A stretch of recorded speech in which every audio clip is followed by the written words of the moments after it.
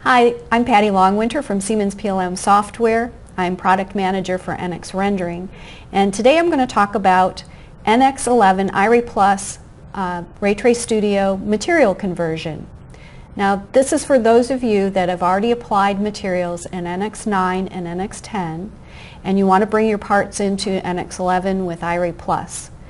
Now, what we've done is we've created in our new System Studio material palette a set of materials that correspond to your materials in NX9 and NX10. And any one of those materials, if you've applied those in your part, you'll see them in NX11. But what about the other materials that you may have created on your own, you may have constructed and they're a little bit different?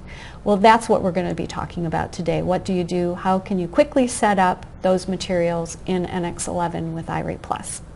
So let's take a look at a part, an NX9 part. I'm opening it up and we get a message saying the materials are converted, and you see that there's this texture that's been applied to your part for those materials that couldn't be converted. I'm launching Ray Trace Studio. I'm in the Studio task environment. That's important.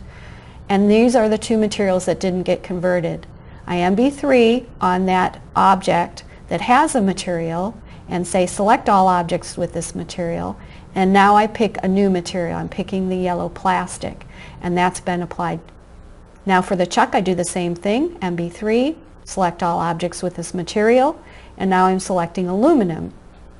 Now I think it's a little bit bright, the new materials, these materials with this older scene, so I'm going to pick the new default gray Studio 1 scene, again with global illumination, image-based lighting, and now my scene is producing softer shadows and isn't so bright.